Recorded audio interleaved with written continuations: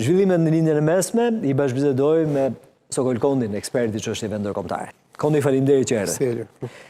Paraprakisht doja që ndaleshim te këto dy lajmet e fundit, qëndrimi I Erdoganit për Izraelin edhe shkrimin e Financial Times, e cila aludon se ka marrë informacion nëpërmjet satelitëve të Kinës Irani për të bombarduar objektivat ushtarake amerikane. Paraprakisht deklarata e Erdoganit, Izraeli nuk duhet të sabotojë armëpushimin midis SBA-s dhe Iranit, po lufton për të nxitur konfliktin Izraeli në këndvështrimin tënd, ashtu si thot Erdogan? Ka një bazë ku mbështetet zoti Erdogan, ka precedent të freskët, pa shkuar shumë larg në histori. Delegacioni I Hamasit në Katar që po bisedon me amerikanët u bombardua për të eliminuar I gjithë nga Izraeli në shtëpinë ku banonin. Pati disa të vdekur, po kreu I delegacionit shpëtoi. Vdiq djali I tij, biri I tij. Pastaj në kohën që Shtetet Bashkuara arrin një armëpushim me Iranin dhe Izraeli godet Libanin me ashpërsi të paparë, ndërkohë që Libani ishte pjesë dakordësisë për armëpushim pavarësisht se më pas u spekulua mbi këtë nëse ishte apo jo. Këto nuk ka nevojë që ti kalojmë ne në sit, se këto janë akte të pastra për të sabotuar paqen. Pastaj Izraeli mund t'i veshë me justifikime çështje sigurie apo të drejtë për të mbrojtur apo me çfarë do lloj justifikimi. Pastaj edhe në Shtetet e Bashkuara ka një shqetësim që Izraeli po arrin me sukses të tërheq pas vetes një president amerikan siç nuk ka bërë me asnjë president apo administratë më parshme. Pra edhe ish zëvendës presidenti Kerry ka thënë hapur publikisht që Netanyahu këtë plan e ka paraqitur presidentëve paraardhës si Bushi, Obama dhe Clinton nëse nuk gaboj dhe askush nuk ka pranuar që të përfshihet në shkatrimin e Iranit në këtë mas. Pse bëhet të rej sipas te kaq shumë pas vetes? Konkretisht Trump, e para punës I përputhen interesat, se nuk mendoj se Trump, siç disa në Amerikë mendojnë se po e marrin për hundësh izraelitët. Mendoj se ka përputhje interesash.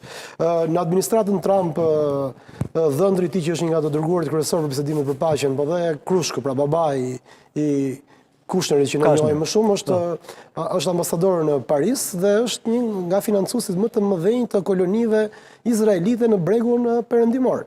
Dhe për këtë arsye e shoh përfshirjen e Kushnerit dhe në rindërtimin e Gazës, në pretekstin e vendosjes paqes dhe lëri lulëzimit të Gazës, e shoh si një rrezik krijimit kolonish të mëtejshëm siç ka bërë në bregun perëndimor, pra janë një lob izraelit brenda shtëpisë familjare të zotit Trump që brenda Krushis që nuk ka nevojë të jetë as lob kështu I maskuar apo ish lob hebraik publik I njohur tashmë me veprime ka financuar shtetin izraelit për kolonitë në bregun perëndimor. Pra e ka si një vokacion apo si një ego, si një mision për ta bërë këtë gjë. Për fakti që janë izraelit, që janë hebrejë që besojnë tek ato besimet mesianike të fesë hebraike dhe që duan të shohin një territor, siç thuhet, përshkruhet në Dhjatën e Vjetër. Që nuk e di as në Dhjatën e Vjetër përshkruhet me aq detaje dhe aq saktësi Izraeli madh saç ndrojnë ta bëjë zoti Netanyahu dhe lobët që e subvertojnë nga Shtetet e Bashkuara apo dhe brenda Izraelit. Pastaj zoti Netanyahu është interesuar të luftojë që mos gjykohet për korrupsion, gjyqi ndaj tij presidenti edhe pse Trump ju lut publikisht në thonjzet, I kërkoi disa armate dhe duke kritikuar publikisht në rrjetet sociale presidentin e Izraelit për faktin që nuk I jep një pardon, një falje kryeministit Netanyahu për gjykimet që ai ka për çështje korrupsioni dhe që thuhet se mund ta gozhdojnë vërtet dhe ta bëjnë që të humbas terren për karshi opozitës izraelite, që duhet thënë ka qenë shumë kritike, hiq pjesën kur filloi lufta në Iran që ishte unison dhe kompakte me qeverinë në mbështetje të sulmit, për çështjen e Libanit apo dhe për mësymet e tjera në territorë të tjera ka qenë më kritike, pra kreu I opozitës izraelite akuzon Netanyahu që ka hyrë në një plan, një luftë pa plan dalje dhe pa një strategji qartë se ku do të arrijë. Deri diku ata synimet janë të qarta, por sa po ja arrin dhe sa do ja arrin është pikë pyetje e madhe, sepse këtë Libanin qeveria izraelite ka provuar dhe me kryeministat më parshëm. E ka pushtuar, e ka mbasur nga 82 deri në vitin 2000, e provoi prapë me luftën e 2006 dhe më pas Izraeli u tërhoqi dhe Hezbollah mbeti aty. Prapë do përsëriset edhe një herë një déjà vu, një mësime të radhës ushtarake me bombardime, me vrasje, me masakre civilesh për një tërheqje të mëpasme ku Hezbollah do të mbetet prapë në Liban, në atë pjesë të territorit libanez që do të mbetet, do jetë po aty. Qa mësime janë nxjerrë nga historia, pse po përsërisim pra këtë déjà vu. Vetveten. Po përsërisim vetveten. Kondi, ndërkohë sa le themi qëndrojnë indicjet e Financial Times, e cila flet për satelit kinez cilët e kanë ndihmuar Iranin për goditur objektivat amerikane, qëndrojnë? Po nuk e shoh as të një blasfemi, as të një mëkat nëse Irani pas ka marrë informacione satelitet kinez. Nëse do të kemi parasysh ekuilibrin e jashtëzakonshëm që ka mbajtur Kina gjatë konfliktit. Dakord, edhe rusët do mohuan që të kenë ofruar rikognicjon për Iranin, po mendoj se pas kuindave patjetër që kanë suportuar, sepse Kina është interesuar për resurset natyrore të Iranit dhe është interesuar për zbatimin e të drejtës ndërkombëtare. Jo më kot kur presidenti kinez në pritjen që bëri dia për dia kryeministrit spanjoll, e theksoi më të madhe këtë që Kina, ashtu sikur Spanja, duan që ka një vizion të një bote, jo një bote prej bullizuesish apo prej ligjit të xhunglës ku mbizotron më i forti, po një bote bazuar mbi ato vlera të paktën të Kartës së Kombeve Bashkuara ku dhe Kina aderon dhe ku është pjesë e Këshillit të Sigurimit.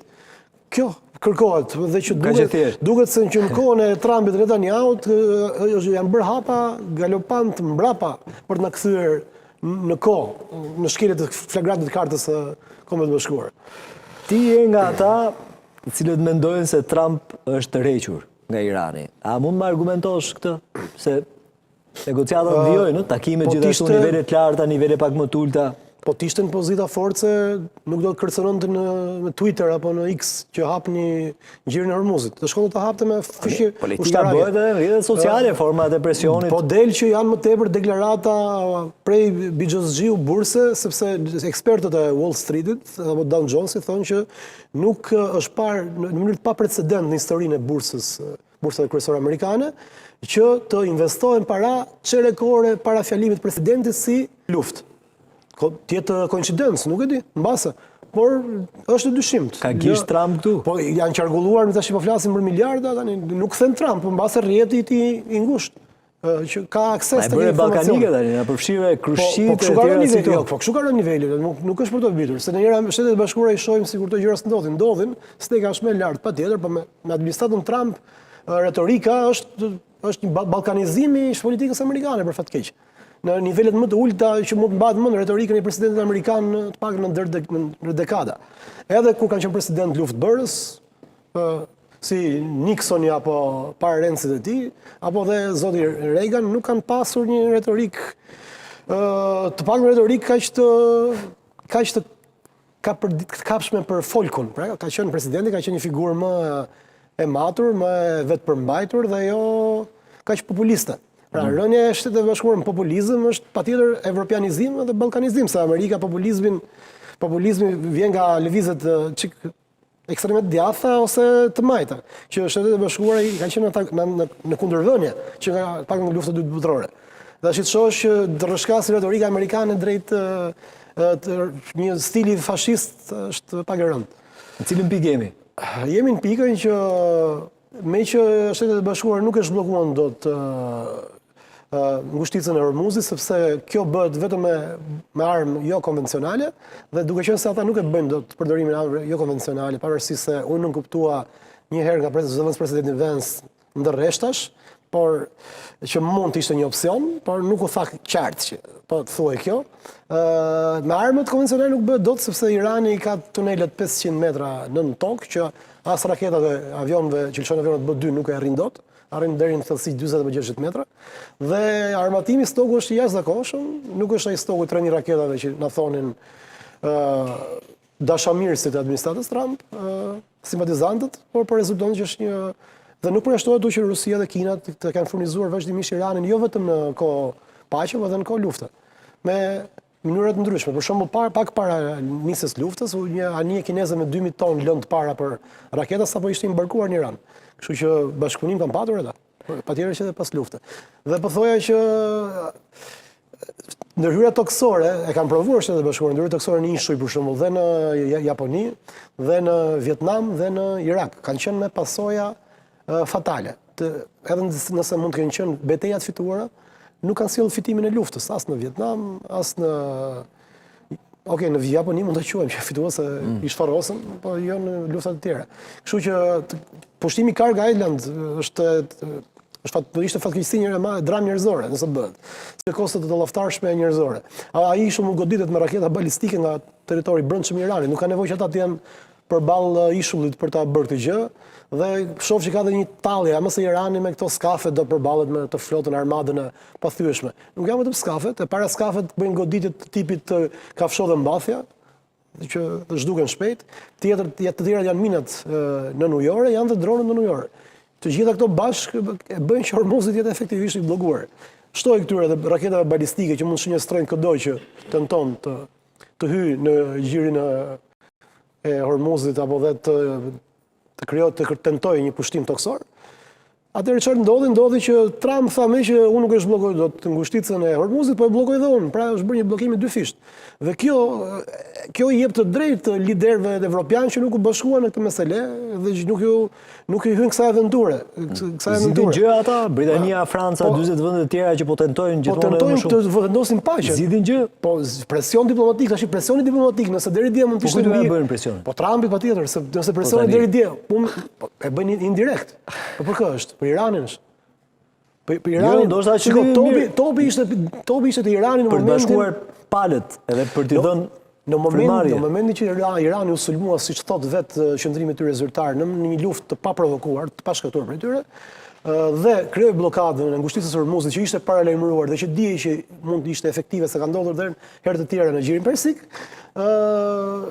mund të kishte presion ndërkombëtar kryesisht mbi Iranin. Dhe nga vendet e BE-s janë kryesisht viktima më e goditur nga kjo, nga bllokimi i tregtisë lirë aty, në ato ngushticë. Presioni ishte topi ishte i Iranit. Tani që ngushtica bllokohet edhe nga Shtetet e Bashkuara, patjetër që presioni i vendeve që bashkohen për të folur për të çështje është mbi Shtetet e Bashkuara. A zgjidhin gjë apo jo? Po tani diplomacinë ka Shtetet Evropiane në dorë. Nuk po flasim për zgjidhje ushtarake. Aq më tepër që po kristalizohet gjithmonë më shumë qendrimi i kryeministrit spanjoll, duket se po huazohet nga BE. Unë kam thënë tek ty nëse nuk e di nëse kujtohet, që qendrimi i BE-s ishte qendrimi i kryeministrit spanjoll. Pra, që më në fund BE po mban një që u kritikua fort nga Trump, që ngrihet herës. Trumpi po kritikon dhe Melonin, dhe po kritikon edhe francezin Macronin. Dikush thotë ishte vetëm thjesht një deklaratë provokuese midis mish. Po kjo është Trump kundër të gjithëve. Nëse Trump është kundër të gjithëve, nuk mendoj se janë të gjithë tjerët problemi. Sepse nuk ishin interes vendet evropiane që dilin kundër Shtetet e Bashkuara në këtë çështje. Po pasojat ekonomike janë të tilla sa ata nuk mund ta mbajnë dot me këtë aleancë me thonjë. Po, Kondi, tani nga gjithë sa kemi parë gjatë këtyre javëve, duket se Shtetet e Bashkuara të Amerikës nuk i kanë bërë llogarit mirë. Në krye të erës Trump tha operacion ushtarak 2-3 javë nuk ndodhi kështu. Çfarë ndryshoi? Vërtet është kështu, pra nuk i ka bërë llogarit, Irani vërtet është më i fortë nga që kishte pandehur Shtetet e Bashkuara të Amerikës, apo diçka ndryshoi rrugës në këto ingranazhet underground apo toksor, se kemi disa faktorë edhe aktorë, apo jo?